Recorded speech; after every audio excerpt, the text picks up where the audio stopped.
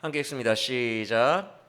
둘째 화는 지나갔으나 보라 셋째 화가 속히 이르는도다. 일곱째 천사가 나팔을 불매 하늘에 큰 음성들이 나서 이르되 세상 나라가 우리 주와 그의 그리스도의 나라가 되어 그가 세세토록 왕노릇하시리로다 하니 하나님 앞에서 자기 보좌에 앉아있던 24장로가 엎드려 얼굴을 땅에 대고 하나님께 경배하여 이르되 감사하옵나니 옛적에도 계셨고 지금도 계신 주 하나님 곧 전능하신 이여 친히 큰 권능을 잡으시고 왕노릇하시도다. 이방들이 분노하매 주의 진노가 내려 죽은 자를 심판하시며 종 선지자들과 성도들과 또 작은 자든지 큰 자든지 주의 이름을 경외하는 자들에게 상 주시며 또 땅을 망하게 하는 자들을 멸망시키실 때로소이다 하더라. 이에 하늘에 있는 하나님의 성전이 열리니 성전 안에 하나님의 언약궤가 보이며 또 번개와 음성들과 우레와 지진과 큰 우박이 있더라. 아멘. 우리는 지난 시간에 7년 대환란에 대한 첫 번째 기록에 대해서 살펴보았습니다. 두 증인으로 묘사되는 신약 교회가 활동하는 전반부 3.5의 시간과 그 전반부 3.5가 끝남과 동시에 등장하는 적그리스도, 그 적그리스도 짐승이 통치하는 후반부 3.5의 시간으로 7년 대환란이 구성되어 있다는 것을 첫 번째 기록을 통해 살펴보았습니다. 그런데 적그리스도가 등장하자 두 증인, 즉 신약 교회는 어떻게 됩니까? 처참할 정도로 패배하여 순교할 뿐만 아니라 죽은 이후에도 시장통의 시체가 널브러져 사람들에게 3년 반 기간 내내 조롱을 당하게 됩니다. 교회는 이런 패배는 정말 예수님도 안 당한, 예수님도 시체까지 이렇게 시신까지 조롱당하지는 않으셨죠. 예수님조차도 당하지 않은, 예수님조차도 경험한 것을 뛰어넘어 버리는 그런 역사상 최대의 패배를 교회가 그때 당하게 된다는 것입니다. 그러나 그 패배는 너무나도 멋진 최후 승리를 위한 전주곡입니다. 적그리스도에게 허락된 통치 시기인 후반부 3.5가 끝나자마자 어떻게 되었어요? 두 증인이 보란듯이 사람들 앞에서 부활하여 승천하게 됨을 우리는 확인해 보았습니다. 즉 이번에야말로 정말 기독교는 끝인가 보다. 예수님조차도 이 정도 고통은 안 당하셨는데 예수님이 당하신 고통을 뛰어넘어 버리는 이 정도 패배라면 진짜 패배인가 보다, 끝인가 보다 라고 모든 사람들이 절망할 즈음에 기독교인들은 최후 승리를 거두게 된다라는 그런 말씀을 우리가 지난 시간에 7년 대환란 간략한 버전 11장 버전으로 함께 살펴보았습니다. 그렇게 11장의 7년 대환란 한 번의 사이클이 돌아갔습니다.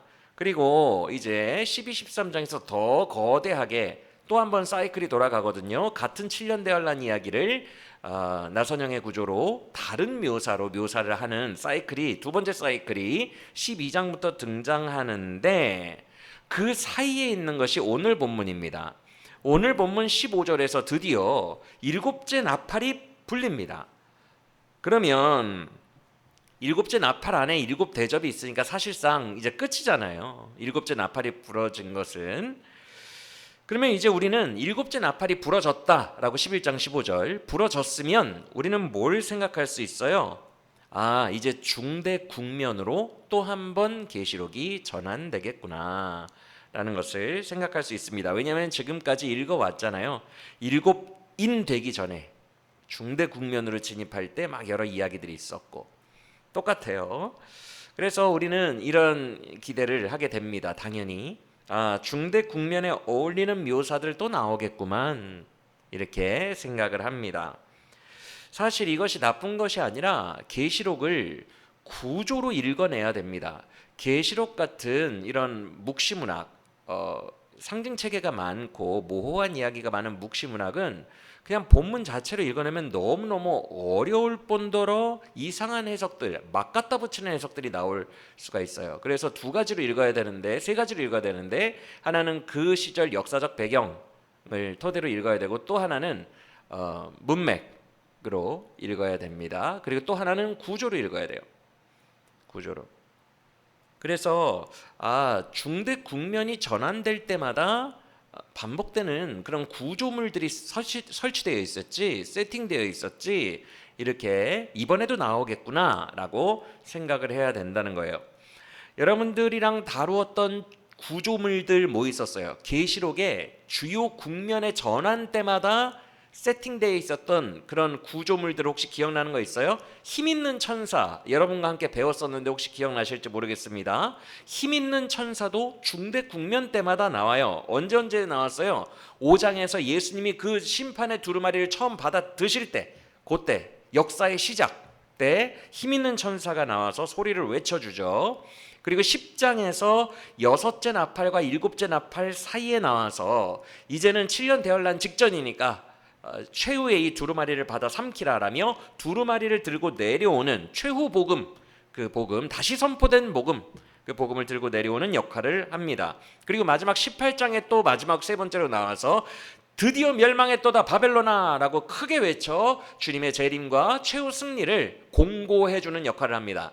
이렇게 힘 있는 천사가 첫 시작과 마지막 그리고 중간 부분 7년 대환란 직전 부분 이 세 번 나와서 요한계시록의 중대 국면의 전환이 발생했음을 공지해주는 구조물로서 세팅이 되어 있는 거예요. 이렇게 요한계시록은 중대 국면으로 전환될 때마다 여러 구조물들이 있습니다. 우리가 그 구조물들을 봐야 돼요. 기둥처럼 배치되어 있다는 것이죠. 되게 많아요. 이런 구조물들이. 가령 오늘 본문 19절에 있는 번개, 음성, 우레, 지진, 큰 우박, 이거 예전에 한번 배웠었는데 혹시 기억나십니까? 이 표현도 우리가 계시록에 나온 거 다 찾아봤었어요. 그러면서 여기는 우박이 하나가 더 들어갔네요. 지진이 들어갔네요. 이렇게 우리가 좀 찾아봤던 기억이 있습니다. 왜 그게 가능하냐면 이것도 구조물로 세팅되어 있기 때문에 그래요. 주요 국면 때마다 이 표현들이 계속 나오는 거예요. 지점들마다.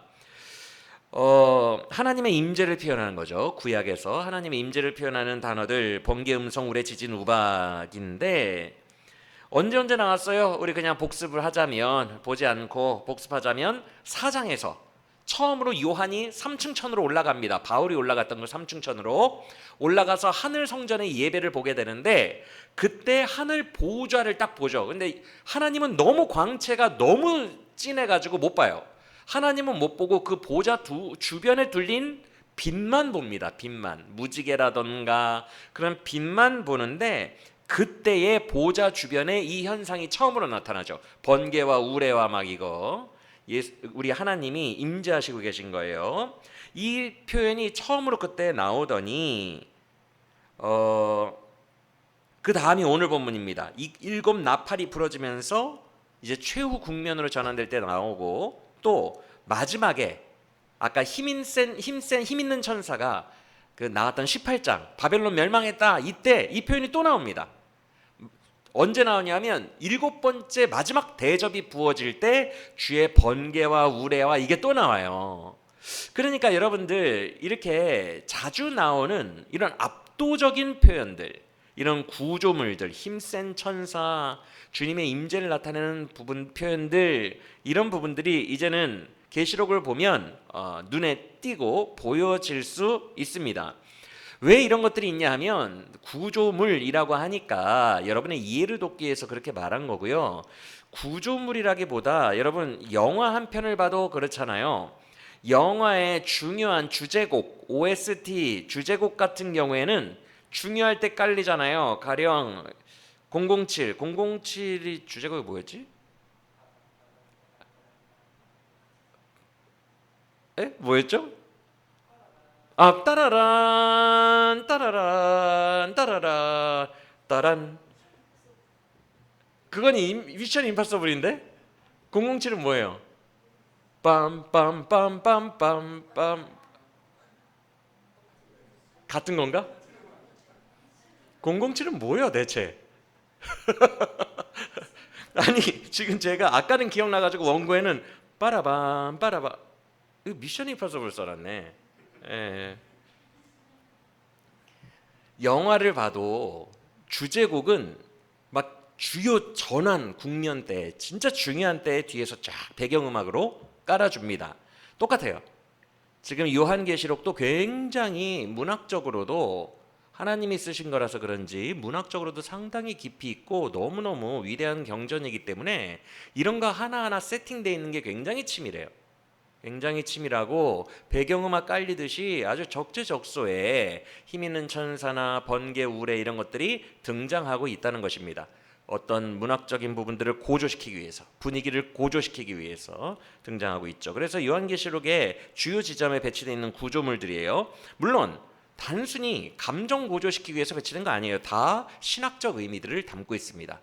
주님의 임재를 표현하는 것은 우리 하나님이 직접 행동하신다, 직접 일하신다, 직접 손대시고 역사에 관여하신다, 이런 의미들이 신학적으로 담겨 있는 구조물들이에요. 그냥 아무 의미도 없는 것들이 아니라. 그리고 또 하나의 구조물이 뭐예요? 오늘 보면 16절에 나오는 24장로님들 오랜만에 나왔네요. 24장로님들, 그렇죠? 24장로님들도 특수할 때만 등장하셔요. 이분들도 언제 나와요? 4장에서 처음 3층 천에서 천상 예배 드릴 때 성부 하나님께 경배만 하는 역할로 첫 등장하죠. 이 24장로가. 그 다음에 5장에서는 해설자 역할로 이 두루마리는 어린 양이 취하실 수 있다라고 해설자 역할로 하는데, 24장로의 포지션을 여러분들이 잘 하셔야 돼요. 맨날 경배를 하면서 해설을 합니다. 해설을 해도 해설자만 하는 게 아니라 그들의 주요 업무, 직무는 경배예요. 예배예요. 그래서 4장에서는 성부 하나님께 예배하고 있고요. 5장에서는 성자 예수님께 예배하면서 해설을 합니다. 예배하면서. 왜냐하면 경배한다라는 말이 계속 나와 있기 때문에 그래요. 24장로는. 그리고 7장에서도 예수님을 경배하면서 저 흰옷 입은 무리들은 말이야 예수의 피로 그의 옷을 적셔 구원받은 이들이야 라고 해설자의 역할을 해주지만 또 경배하면서 해줍니다. 경배하면서 주의 구원의 날을. 그리고 오늘 본문 11장에서도 16절 마지막 단어를 보세요. 16절 마지막 단어를 보시면 경배하다라고 되어 있죠. 그렇죠? 24장로는 또 경배하면서 주요 신학적인 이슈를 선포해 주고 있습니다. 그리고 마지막 19장에서도 이게 마지막 등장이거든요. 5번째 등장. 19장은 이제 주님 재림하시는 때잖아요. 그때는 할렐루야 찬양을 부르며 재림주를 경배하며 마칩니다. 즉 24장로도 주요 구조물로 총 5번 계시록의 주요 국면마다 등장을 하는데 주된 활동은 경배하다예요. 그리고 간혹 경배와 함께 해설하다. 이해가 되시죠? 이렇게 계시록은 여러 구조물들이 탁탁탁탁 배치되어 있어요.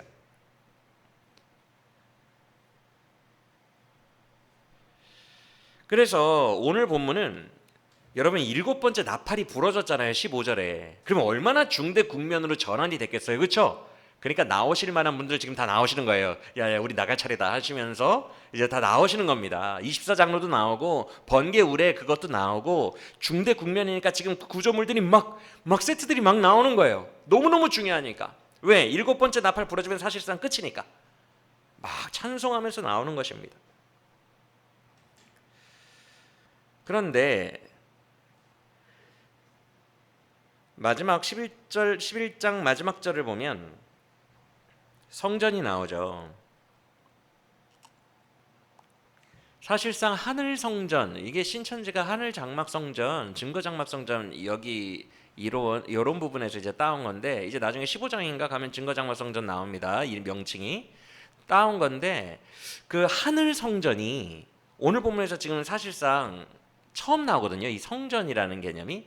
그래서 오늘 이후로는 5번이나 나옵니다. 이 성전이 계속 열려요. 막 성전이 열리고 막 그런 거 이제 5번 나오는데, 여러분 이 성전이라는 개념도 좀 계시록 내에서 확장되는 느낌이 있어요. 무슨 말인가 하니 설명부터 해드리면, 7인에서 7나팔로, 7나팔에서 7대접으로 점점 계시록이 클라이막스로 치달아 가면서 성전과 관련한 묘사도 점점 더 이 박자에 맞추어서 깊어지는 경향이 있습니다. 왜 그러냐면 처음에 5번째 인을 떼실 때에, 인이에요. 제일 처음에 떼는 7인 중에 5번째 떼실 때에 순교자들의 피가 호소를 하는 장면이 나와요. 하나님께 대체 언제까지 우리의 원한을 갚아주시지 않을 겁니까? 라며 순교자들의 피가 지하는 아니고 땅에서 호소하는 장면이 나옵니다. 그 장면에서 그들이 정확하게 어디에서 호소해요? 지금 제가 땅이라고 표현했지만 사실은 땅이 아니라 제단 아래에서. 그런데 여러분 구약에서 제단 아래가 왜 중요하냐면 피는 못 태워요. 피는 태우면 안 됩니다. 피는 쫙 빼서 다 어디에 뿌려야 돼요? 제단 아래에 뿌려야 돼요. 그래서 제단 아래에 가장 중요한 생명을 담은 피는 오히려 제단 위에서 안 태워지고 제단 아래 땅바닥으로 다 뿌려지는 거예요. 다 뿌려집니다. 그래서 제단 아래에서 외치는 순교자들의 소리라는 말은 자기들의 피를 제단에 순교의 피를 뿌린 거예요. 그것을 그렇게 묘사하는 것입니다. 제단 아래라는 말은. 그런데 5번째 인 수준에서 제단이 나왔어요. 이 제단은 무슨 제단이에요? 놋제단을 말합니다. 짐승 잡아 태우는 제단. 여러분 놋제단은 성막에서 위치가 어디에 있어요? 성막문 들어가자마자 정면에 바로 보이죠? 성막 바깥 뜰에 있죠. 그렇죠? 바깥면에, 뜰은 아니고 바깥면에 있죠. 그렇죠? 성소 밖에 있잖아요. 성소 텐트 밖에. 번제단은 왜냐하면 짐승 태워야 되니까 성소 불나잖아요. 그 안에서 태우면. 그래서 놋번제단은 크게 정사각형으로 성소 바깥에 그리고 동문 앞에 위치해 있습니다. 그 사이에. 즉 제일 바깥쪽이에요. 그러다가 8장에서 이제 7번째 인이 떼어질 때 갑자기 분향단이 나옵니다. 금향로. 그래서 성도들의 기도가 올라갔다 이런 표현들이 여러분들 기억나실 거예요. 금향로에 성도들의 기도가 올라가서 그 기도가 주님의 심판의 불길이 되어 그 화로를 땅에 쏟으시니라 라고 한 장면이 나왔습니다. 8장에서 금향로는 어디 있어요 여러분? 아까 번제단은 제일 바깥쪽에 있었고 금향로는 어디 있었어요? 어디 있는지 기억나요? 성막 안에 휘장 바로 앞에 성소 중에서도 제일 안쪽에 있잖아요. 금향로가 더 들어간 겁니다. 그리고 오늘 본문 보시면 언약궤가 나와요. 더 들어갔어요. 언약궤는 어디에 있어요? 위치해 있어요? 지성소 분향단보다 더 안으로 들어간 거예요. 그래서 이렇게 점점 제단, 놋제단, 금향단, 언약궤 점점 더 내실로 들어가고 있어요. 안쪽으로. 이게 계시록의 하나의 구조입니다.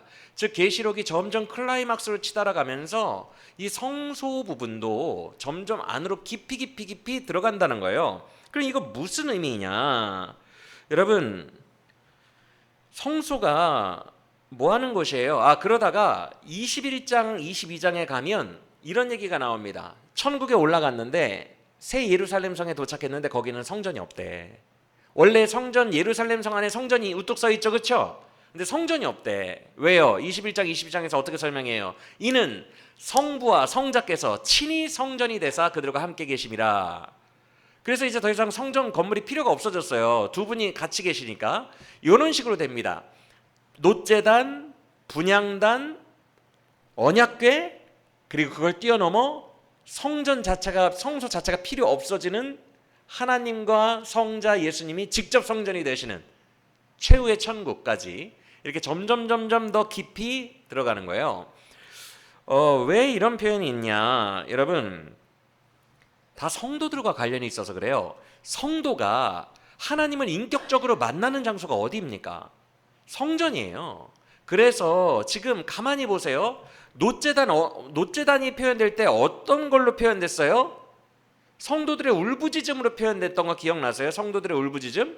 그러니까 지금 성전이라는 이미지로 계속 말씀하시는 것은요, 하나님의 위엄을 나타내기 위함이 아니라 성도들 편 들어주기 위해서 나타내는 거예요. 왜냐하면 성도들과 하나님이 만나는 장소가 유일한 장소가 성전이기 때문에.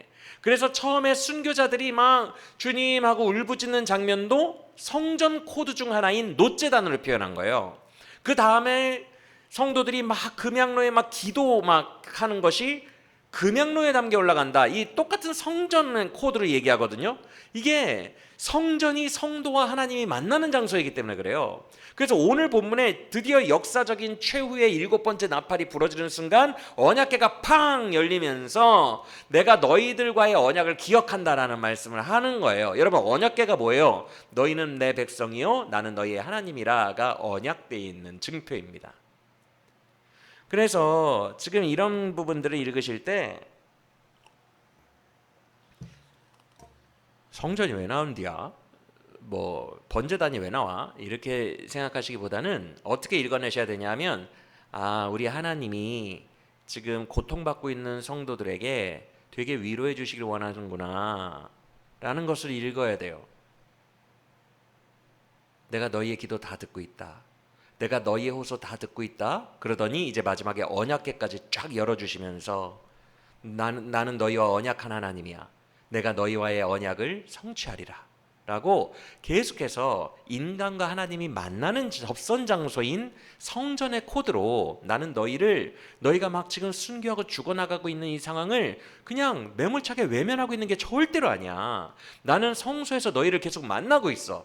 그리고 나는 너희와의 언약을 기억하고 있어. 나는 너희의 하나님이야 라며 되게 위로해주고 싶어 하는구나. 성도들을 되게 위로해주고 싶어서 이런 성전 코드로 자꾸만 말씀하시는구나. 이렇게 계시록을 읽어낼 수 있어야 합니다. 이해가 되시죠?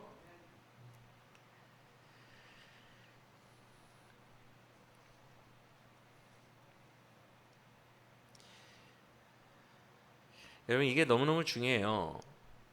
지금 이 시대를 사는 기독교인들의 심정이 어떻겠어요? 도미티안 박해 속에서 주님은 안 계신가 봐. 기적 하나 일어나지 않고 매일매일 순교자들이 죽어나가. 하나님은 안 계신 건가? 사라지신 건가? 라며 하나님에 대한 근본적인 의심을 하게 되고 하나님의 부재에 대해서 절망하고 울고 있는 성도들에게, 아니 나는 성전에서 너희를 계속 만나고 있어. 나는 계속 너희와 연결돼 있어. 너희의 울부짖음 다 듣고 있고 노제단 밑에 피로 뿌려진 너희의 울부짖음 다 듣고 있었고 너희의 기도 하나도 안 빼놓고 금양단에 다 올라왔어 나한테. 그리고 언약궤 팍 보여주시면서 너희와 나의 하나님과 그의 백성의 이 계약은 절대 끝나지 않아. 나는 기억하고 있어. 나는 너희와의 언약을 꼭 성취해서 너희를 구원할 거야 라고 계속해서 하나님 없나 봐 라고 절망하고 있는 그 성도들에게 위로해 주시고 계신 거예요. 하나님이 나는 아직도 살아있단다.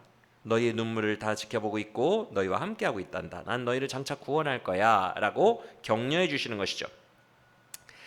여러분, 그래서 주님은요 딱 이런 식으로 우리를 위로해 주십니다. 말씀으로 위로해 주세요. 말씀으로. 그리고 성전에서 예배로 위로해 주십니다. 똑같아요. 이 요한계시록과 똑같아요. 우리의 기대대로라면 이 땅에서 기적 뻥뻥 일어나면 얼마나 좋습니까? 아플 때마다 치유의 기적이 일어나고 돈 없을 때마다 막 돈의 기적이 일어나고, 그럼 얼마나 좋아요. 우리 입장에서는 그렇게 기적 뻥뻥 일어나면 하나님이 더 사람들 많이 믿을 것 같은데 왜 그렇게 안 하시고 이렇게 기독교인들 자꾸 고통 속에 내버려 두시는 거야? 하나님 안 계신가? 우리 입장에서는 자꾸 그러거든요. 우리 입장에서는 기적이 있었으면 살아계신과 그의 능력을 좀 보여주시면 좋을 텐데 하나님은 이상하리만큼 그렇게 안 해요. 안 살아계신 것처럼. 하나님은 그런 성도들에게 오직 뭘로 위로하세요?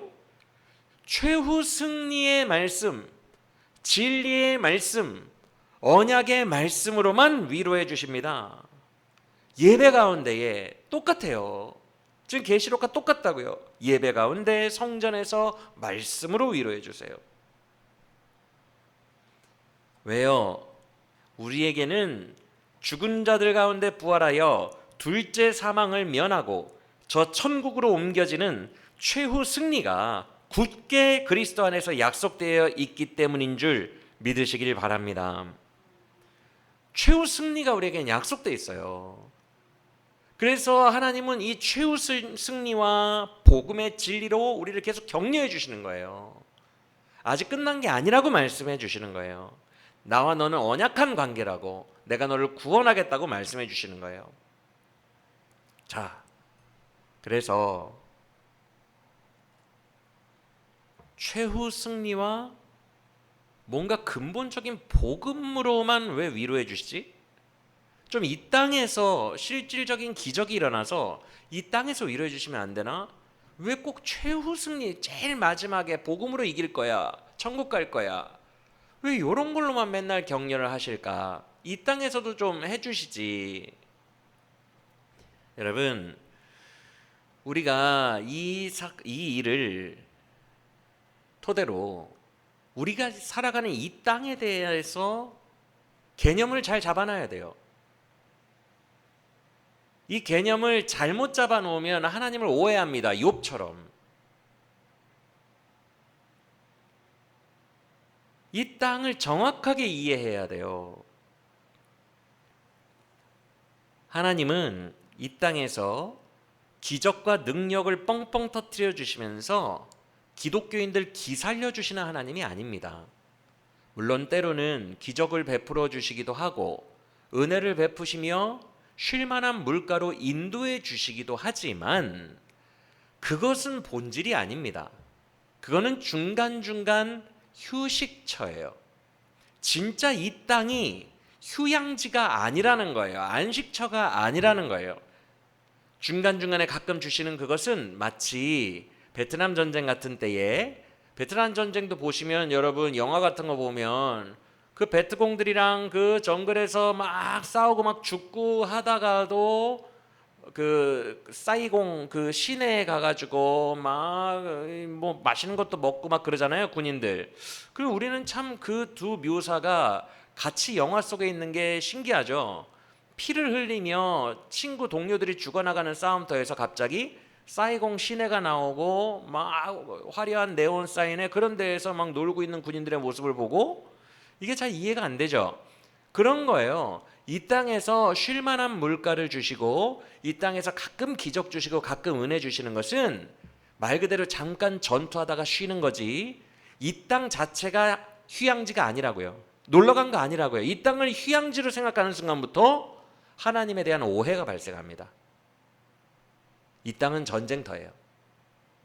그렇게 컨셉을 잡아놓으셔야 돼요. 그래야 오해가 없어요.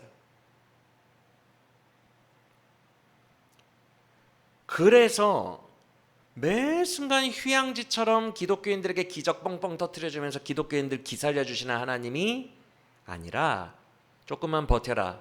이번 고지만 사수하라. 조금만 버텨라.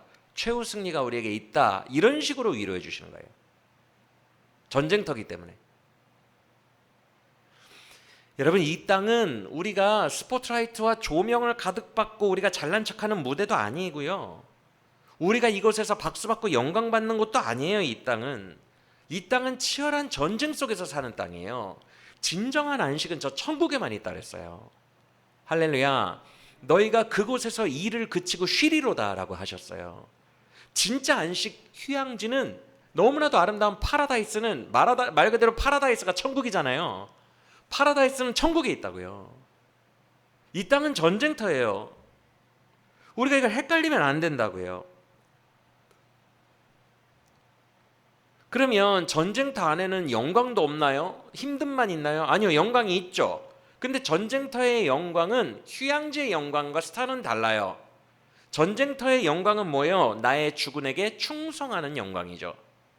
나의 주군에게 충성하다가 죽어가는 자의 영광, 즉 충성의 영광이 있을 뿐이지 성공의 영광은 아니라는 거예요. 최근에 우리 은성이가 무슨 상담을 또 했어요.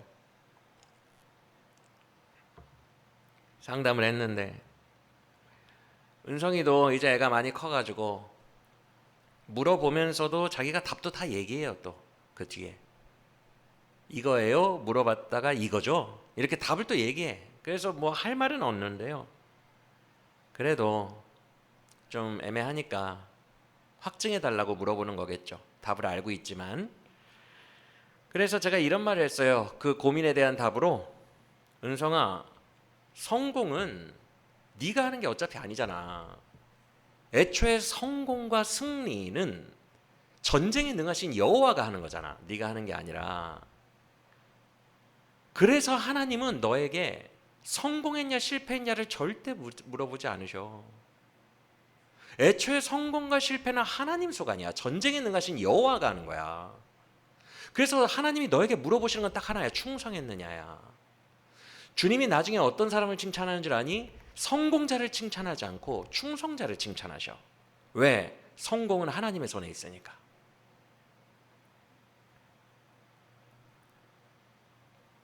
주님은 네가 성공했니 실패했는지를 따지지 않고요, 충성했느냐를 따지세요. 그래서 이 땅은 전쟁터기 때문에 나의 주군을 위해 충성하다 죽어가는 것, 거기에 영광이 있어요. 거기에 칭찬이 있어요. 충성의 칭찬이 있어요. 우리는 다 착각하면서 살아갑니다. 이 시대의 세속의 가치관에 지금 젖어 있기 때문에 하나님이 성공자, 열심히 죄도 끊고 교회도 발전시키고 교회 한 10개씩 개척하고 10,000명씩 전도하고 하나님이 이런 성공자를 칭찬하실 거라고 착각을 해요. 이게 세속적 가치관이 교회 안으로 들어온 거예요. 세속에서도 그렇게 부자, 잘생긴 사람, 이런 사람들이, 성공자들이 더 스포트라이트를 받잖아요. 그런 문화가 이 안으로 들어온 거예요. 아닙니다. 기독교의 성공은 하나님이 직접 싸워 이기시는 거예요. 그렇기 때문에 주님께서는 성공 여하에 아무런 관심이 없어요. 어차피 주님이 알아서 하실 거니까. 충성에만 관심 있으세요. 여러분, 지금은 전쟁이에요. 이 땅은 우리가 전쟁이에요. 저 파라다이스 가서 진짜로 엄청 쉴 거예요. 우리 그때.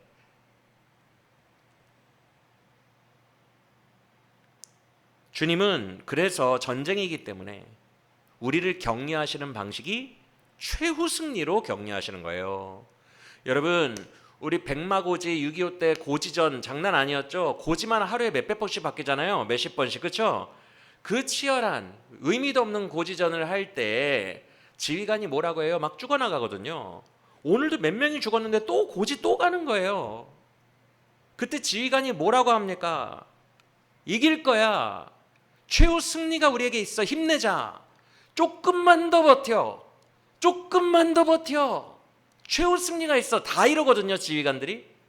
우리 하나님이 우리에게 그렇게 말씀하신 이유는 전쟁터기 때문에 그래요. 조금만 더 버텨. 충성해. 최후 승리가 있어.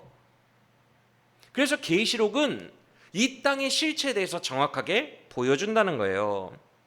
심지어 적그리스도의 3.5 후반부 기간처럼 우리가 완전히 패배하고 막 쑥대밭이 되는 것 같은 그런 상황 속에서도 주님께서는 격려하신다고요. 반드시 끝내 이기게 되니까 어떻게 하라고요? 죽도록 충성하라. 그리하면 내가 너에게 생명의 관을 주리라. 계시록 2장. 죽도록 충성하라. 그리하면 내가 너에게 생명의 관을 주리라. 충성하라는 거예요. 최후 승리는 내가 해줄 테니까. 최후 승리는 전쟁에 능하신 내가 해줄 테니까 충성하고 버티라는 거예요. 적그리스도 3.5년도 버티라는 거예요. 끝까지 충성하라는 거예요.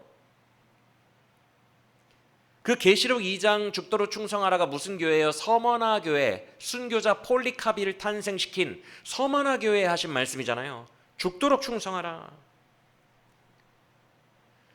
여러분, 우리는 예수 그리스도 안에서 부활의 소망이 있고 완전하신 언약을 가진 최후 승리가 확보된 자들인 줄 믿으시길 바랍니다.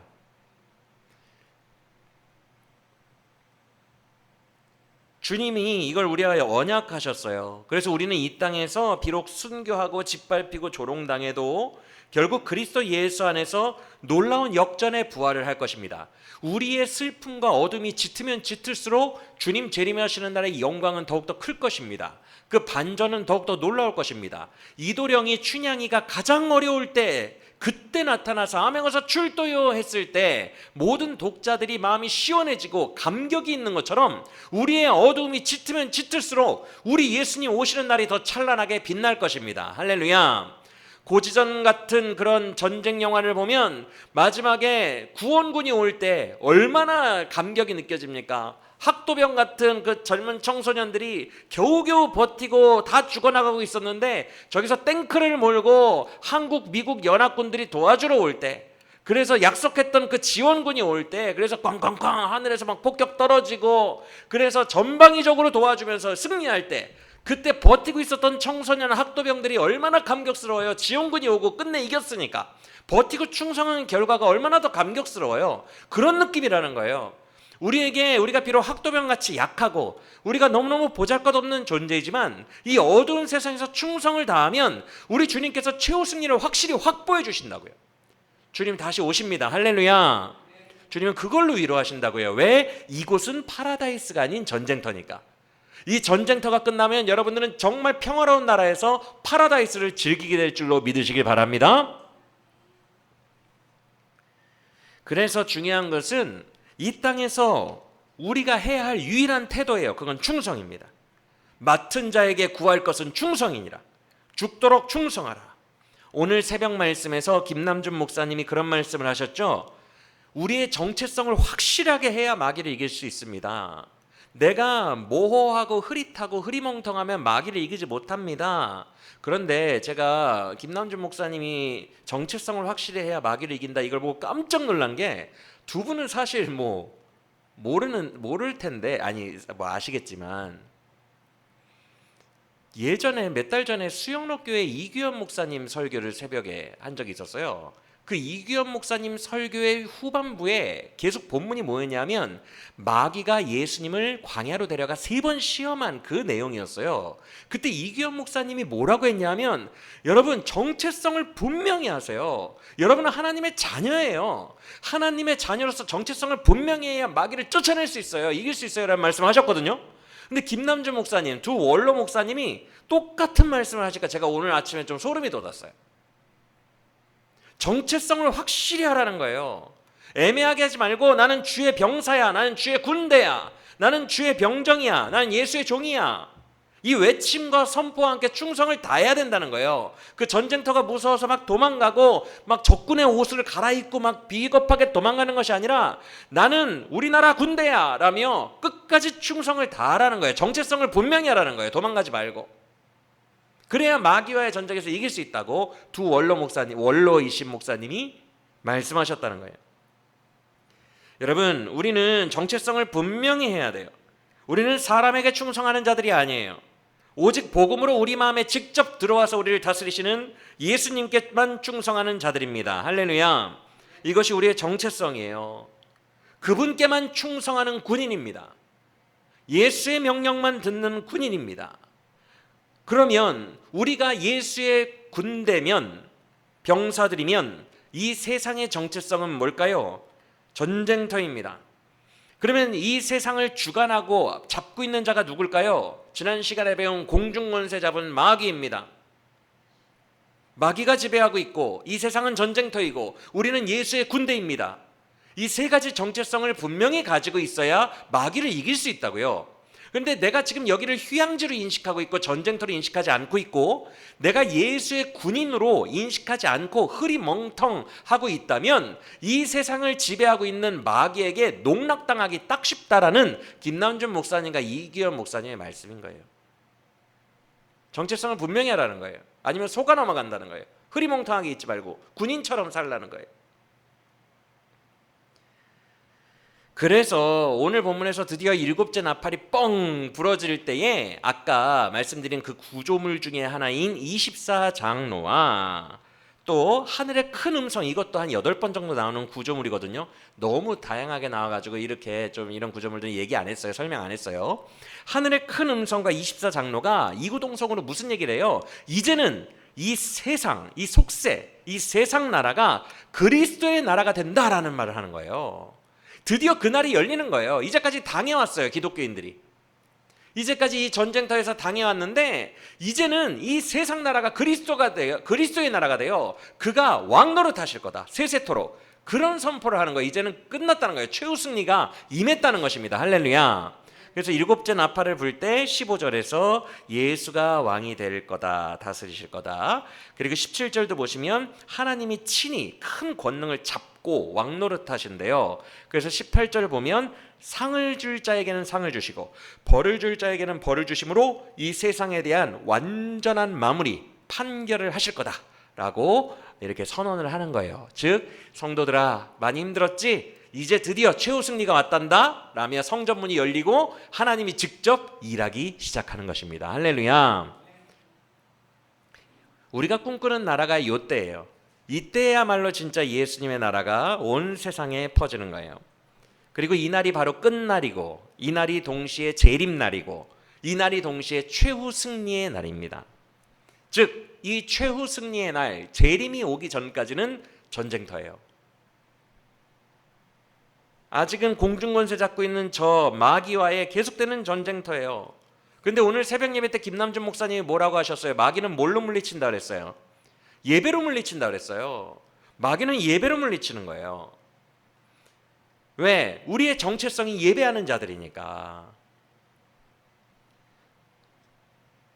그런데 놀랍게도 앞서 계시록에서도 성전 코드로 계속 얘기하는데 그랬잖아요. 우리 성도들, 아픈 성도들을 위로해 주시기 위해서 번제단, 금양단, 언약궤 이렇게 성전 코드로 계속해서 주님이 성도를 위로해 주신다고 했잖아요. 즉 성전이 뭐예요?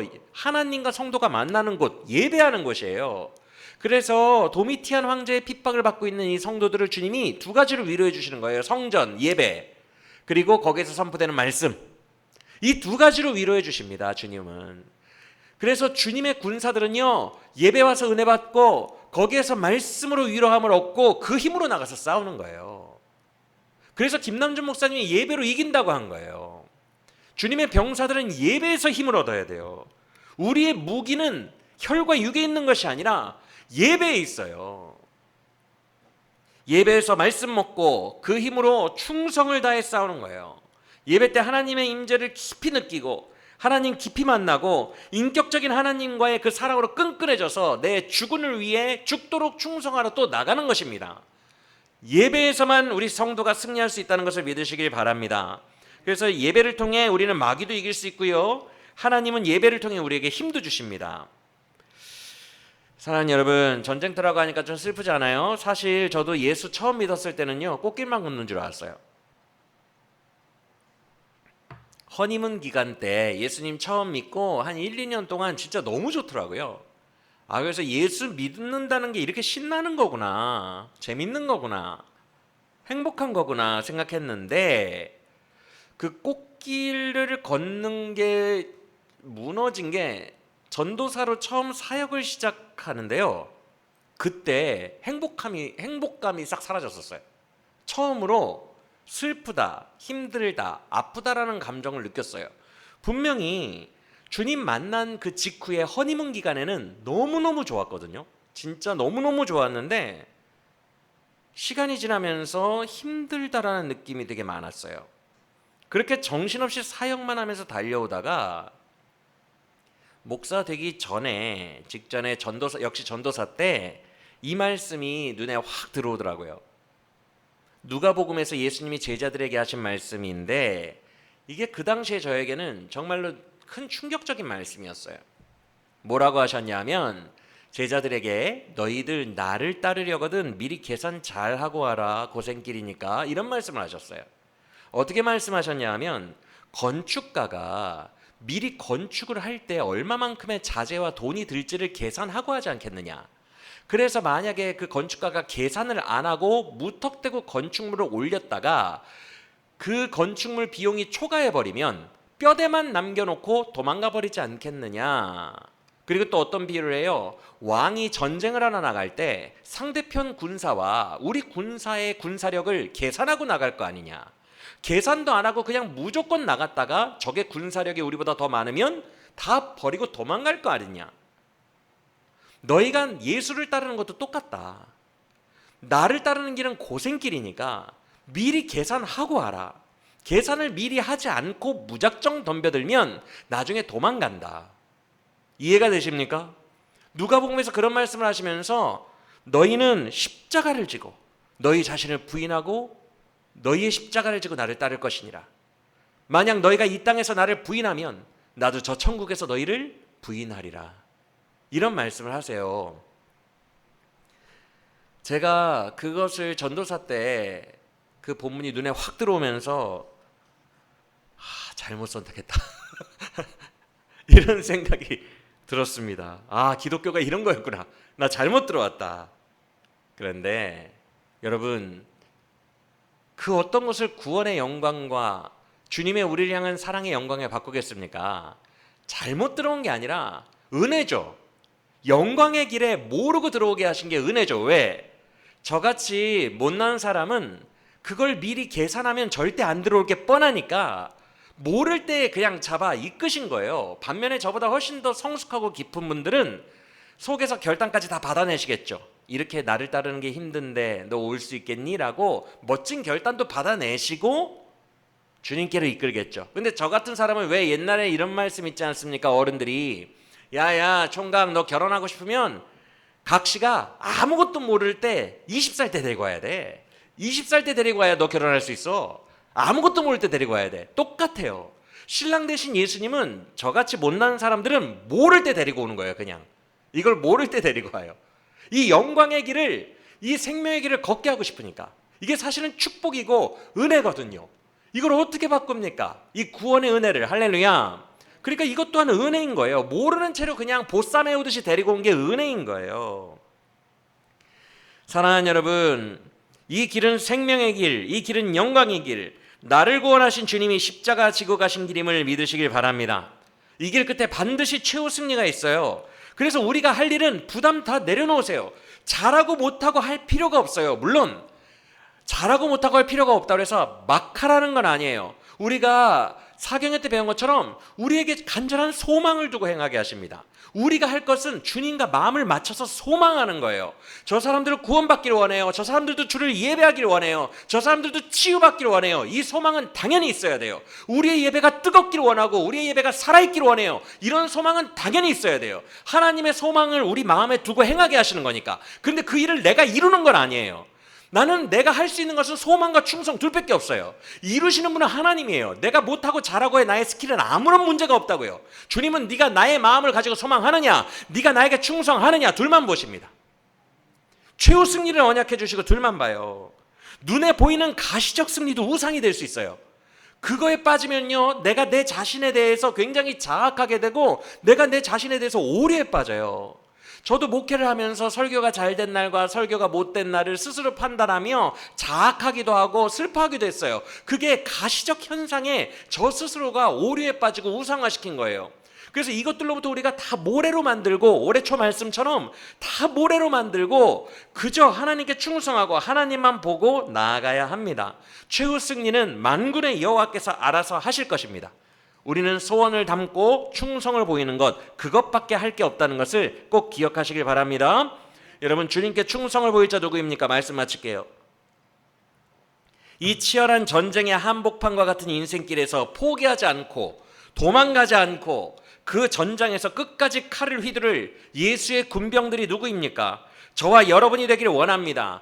압도적으로 마귀가 세고 지금 막 우리가 무너지고 이 고지에서 패배하는 것 같아도 도망가지 아니하고 예수의 군병으로서의 정체성을 분명히 하고 너무 힘이 빠지면 예배 때에 힘을 얻고 다시 나아가 칼을 휘두르며 그 전장을 끝까지 사수하는 충성된 종들이 저와 여러분이 되기를 원합니다. 그래서 어쩌면 우리가 살아가는 것이, 우리의 시대에 맡겨진 것이 가장 위대한 전투일 수 있어요. 우리는 몰라요.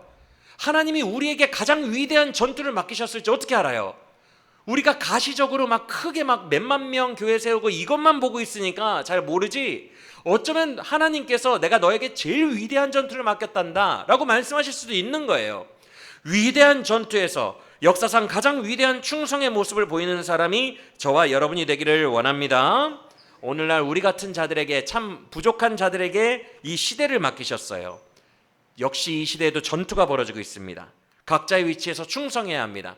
주님께서는 이 시대에도 7,000명의 주의 종들, 기둥과 같은 종들을 남겨두시고 지금도 여기저기에서 우리의 동료들 7,000명의 기라성 같은 멋진 기독교인들이 여기저기서 싸우고 있습니다. 충성하고 있습니다.